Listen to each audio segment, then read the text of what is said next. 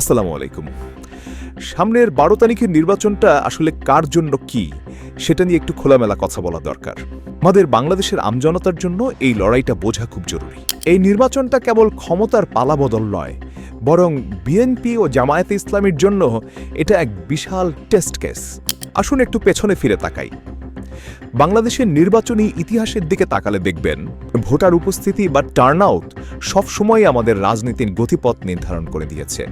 যেমন ১৯৯১ সালে স্বৈরাচার পতনের পর প্রথম নিরপেক্ষ নির্বাচনে ভোটার উপস্থিতি ছিল প্রায় ৫৫.৪৫%। ২০০১ সালে ৪ দলীয় জোটের সেই বিশাল জয়ের সময় টার্নআউট এক লাফে বেড়ে দাঁড়িয়েছিল প্রায় ৭৫%। আবার ২০০৮ সালে দেশের ইতিহাসে সর্বোচ্চ রেকর্ড গড়ে ভোটার উপস্থিতি ছিল প্রায় ৮৭%।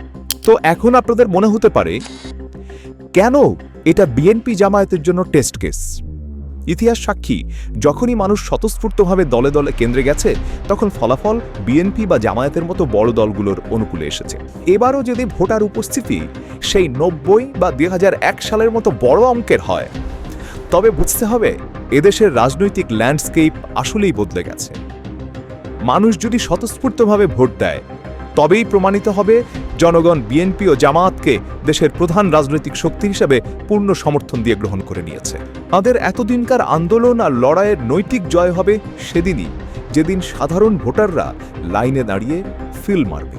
যদি এর বিপরীত হয়, যদি ভোটার উপস্থিতি কম হয় কিংবা মানুষ ভোট দিতে আগ্রহী না হয়, তবে সেটা হবে এই দলগুলোর জন্য এক অশনি সংকেত।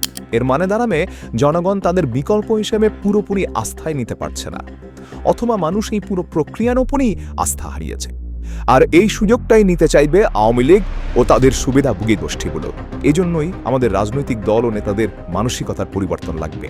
মনে রাখবেন, জুলাই বিপ্লবের রক্ত আমাদের চোখে এখনো লেগে আছে। আমরা কোনো সাজানো নাটক বা নামকাওয়াস্তে নির্বাচন চাই না, আমরা নেগোসিয়েশনের নির্বাচন চাই না, সমঝোতার নির্বাচন চাই না। নির্বাচন বিএনপি জামায়াতের জন্য যেমন অগ্নি পরীক্ষা, আমাদের জন্য তেমন নিজেদের ভোটাধিকার ফিরে পাওয়ার পরীক্ষা।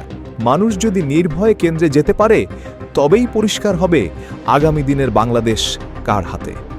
দেখা যাক ১২ তারিখের রেজাল্ট শিটে জনগণের স্বাক্ষর কতটা জোরালো হয়। ভোট আপনার অধিকার, আর সচেতনতা আপনার শক্তি। আল্লাহ হাফেজ।